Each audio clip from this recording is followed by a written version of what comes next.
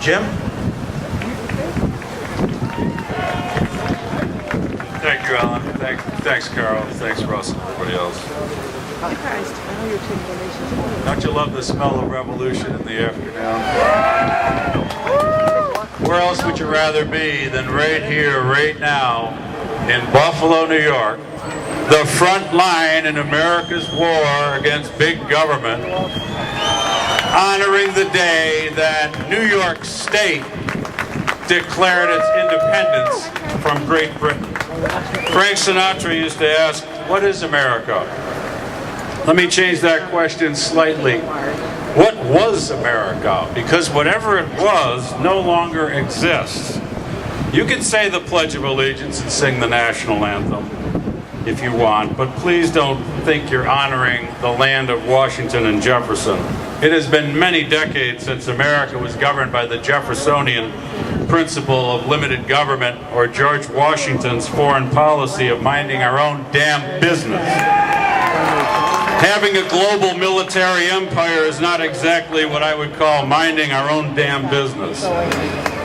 America is a free country, in your dreams maybe.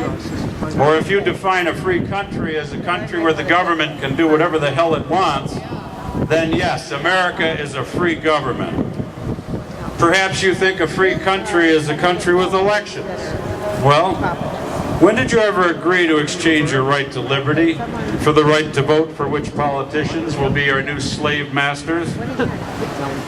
And where do you go to undo that idiotic bargain that you never made in the first place? If we can't tell the difference between individual freedom and voting, all is lost.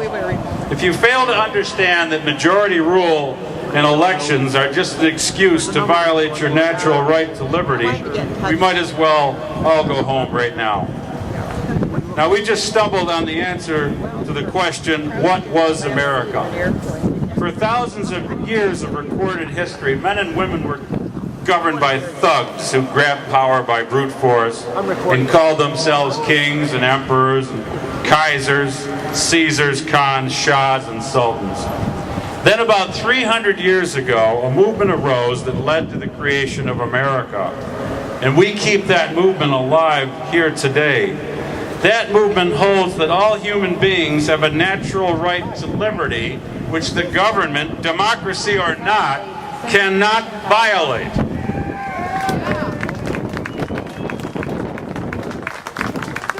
I asked at the last Tea Party, what were those men and women at Lexington and Concord fighting for? The natural right to liberty. Liberty is very simple, although you never learn it in school. It's the ability to do what you wish with what you own. Doing what you wish with what you own. Liberty is what the American Revolution was fought for. Jefferson explained that in the Declaration of Independence. And in his first inaugural, which you also never read in school, he said, "A wise and frugal government which shall restrain men from injuring one another shall leave them otherwise free to regulate their own pursuits of industry and improvement, and shall not take from labor, the mouth of labor, the bread it has earned." That's the sum of good government. It's not an issue of left or right, liberal or conservative, or Democratic and Republican. Neither party has remotely stood for liberty for many decades. In fact, during the lifetimes of anyone standing here today. The idea isn't liberal, as that term is now understood, or conservative. America was based on the radical idea of natural liberty, which led to the violent overthrow of the evil old regime, first in England, then in America, then in France. But radical doesn't mean violent. The founders tried every peaceful means for redress, and their actions at Lexington and Concord were defensive in response to an attack by the British gun controllers. No, those who favor the natural right to liberty constitute the party of peace, since liberty is peace, and peace is liberty. So radical does not mean violent. Don't listen to the mainstream media. It means principled. It means going to the root cause of our problems. That root cause is the death long ago of the natural human right to liberty as a governing principle in America. Liberty, that age-old dream of humanity.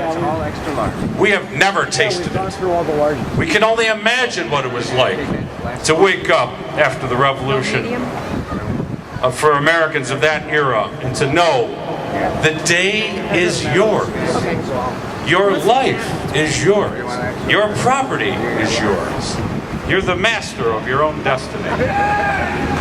May I suggest that's why we are here today. We patriots are here today to keep the flame of liberty burning. We stand on the shoulders of giants who fought and died for liberty for many centuries in many countries. Their dream has not died, it is merely asleep. America is not dead so long as the idea of liberty lives. We here today are keeping its flame alive, and we honor those brave men and women at Lexington and Concord who stood up to the best army on earth and sent them scurrying back to Boston carrying their wounded and dead. If we have 1/10 of their courage, we can win this fight to restore the Republic and finally win the natural right to liberty, which is the very definition of America. We hold these truths to be self-evident, that all men are created equal, that they are endowed by their Creator with certain unalienable rights, that among these are life, liberty, and the pursuit of happiness, that to secure these rights, governments are instituted among men, deriving their just powers from the consent of the governed, that whenever any form of government becomes destructive of these ends, it is the right of the people to alter or abolish it. Happy birthday, America. Long live the American dream. Thank you very much.